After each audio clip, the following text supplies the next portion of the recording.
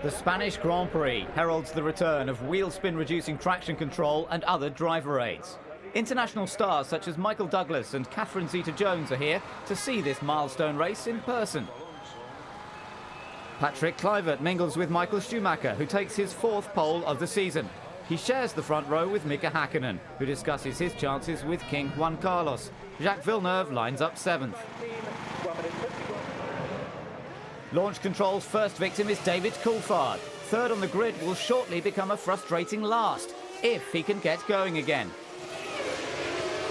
With their laptops primed, the technicians have precious little time to sort out the software malfunction. But under the watchful eye of their boss, the Scot gets a second chance. Another crucial test leaves Frenzen's Jordan wanting. Michael Schumacher stays in front of Häkkinen, while Barrichello lets himself down at the start again. Ralf Schumacher blasts past and truly also harries the Brazilian. But Barrichello doesn't let them get away with it. He reclaims third, while it all gets a little too close for comfort in the midfield. Bernoldi breaks his front wing, as does a hasty Coulthard. Bad luck rarely restricts itself to a single hit, and now the Scot requires a trip to the pits. Michael Schumacher leads from Häkkinen and Barrichello as a new nose cone is ready for Coulthard. The Scot faces his second start from last position. Eddie Jordan hasn't seen a lot of positive images on his monitor this season. Frentzen does his best to change that, but putting a wheel on the grass takes both him and new Jaguar signing Pedro de la Rosa out of the picture.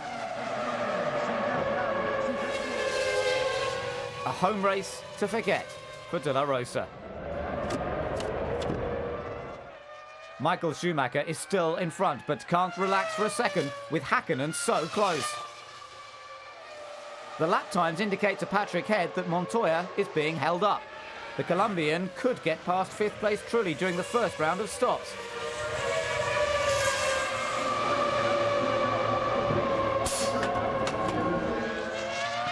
It's nearly time for Ralph's first stop, but a locked rear brake puts pay to the German's efforts. The Imola winner quickly comes back down to earth after throwing away fourth place.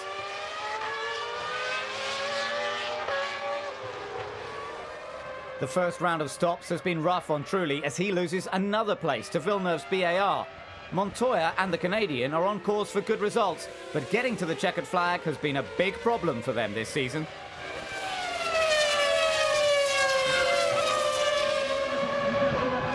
Schumacher is in the pits for his crucial second and final stop, while Häkkinen powers down the start-finish straight to assume the lead.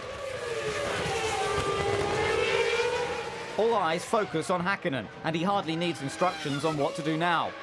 The next few laps will be crucial to the outcome of this race.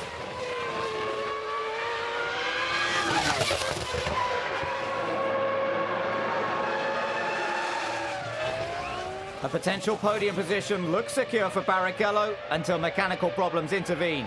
The diagnosis is a broken rear suspension.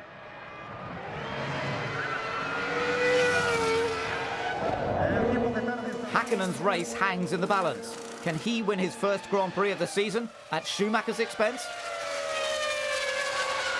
A longer second stint and some blindingly quick in and out laps has earned Häkkinen the lead.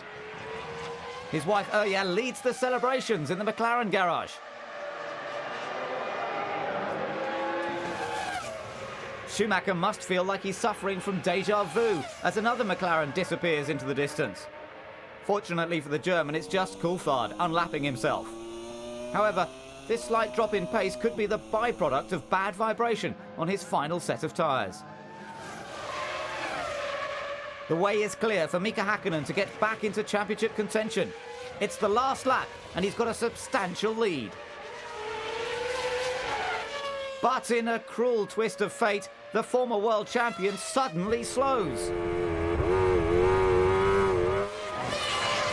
The Finn's faulty clutch leads to a more spectacular failure.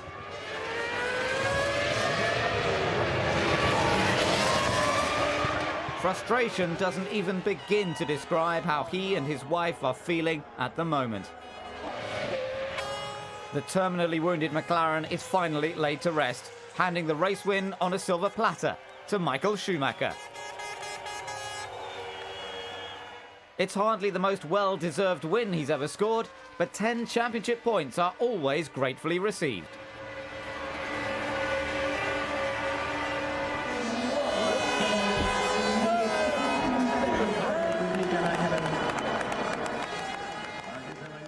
Even though we fight for two different teams, two different interests, a lot of pressure, we always have got on very well, and in this moment you have a lot of feelings for him.